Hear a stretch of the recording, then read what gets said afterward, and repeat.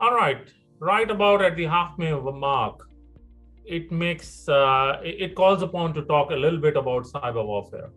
I'm sure all the participants on this webinar know for sure that cyber warfare is already happening and has been happening for a few years. Now, in the year 2022, what we envisage based on how we have been tracking various campaigns, various threat actors, entities, groups, right? Cyber warfare will go to an approach of targeting, obviously, other nations, but there is going to be a marked change. There is going to be a change wherein cost effectiveness will come in, the amount of covertness will increase, the efficacy will increase, and at the same time, a very important aspect, which was not dealt with really easily earlier, it will become deniable.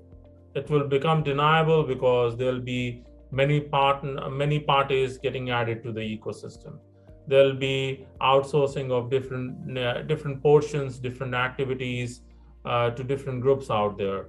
There could be a situation wherein two different competing nations could trade targets amongst themselves, right?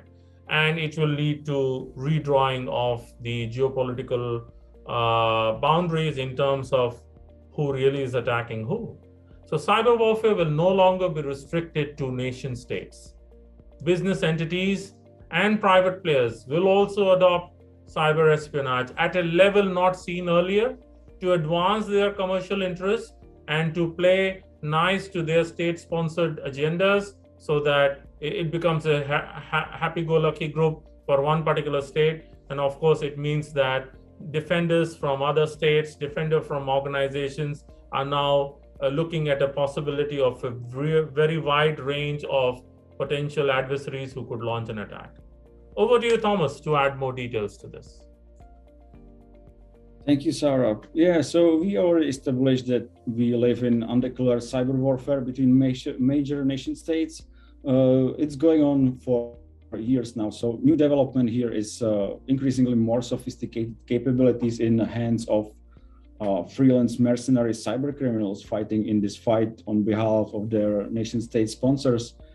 We've seen with a good example of pseudo manuscript loader that these mercenary groups take nation state capabilities or sophistications and start using them for own personal gain or finance motivated cybercrime.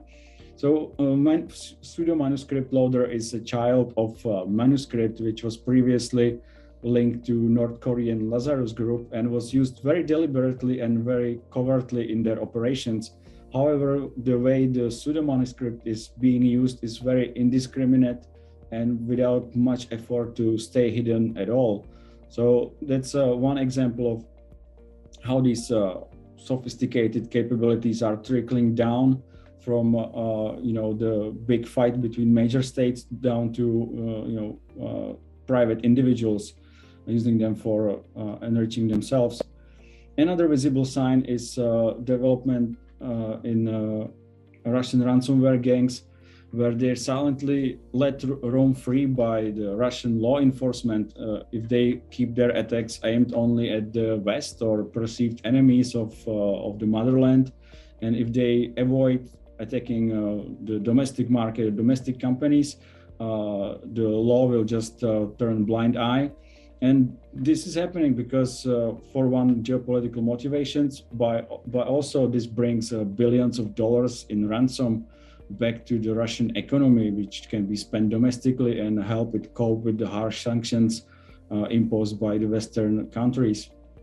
And on the other side as well, so we are not just one-sided here, there exists a non-collaboration between major tech giants, Microsoft's, Google's, Oracle's, with the governments. They provide both data collection or handing over relevant information on demand to their nation agencies when asked.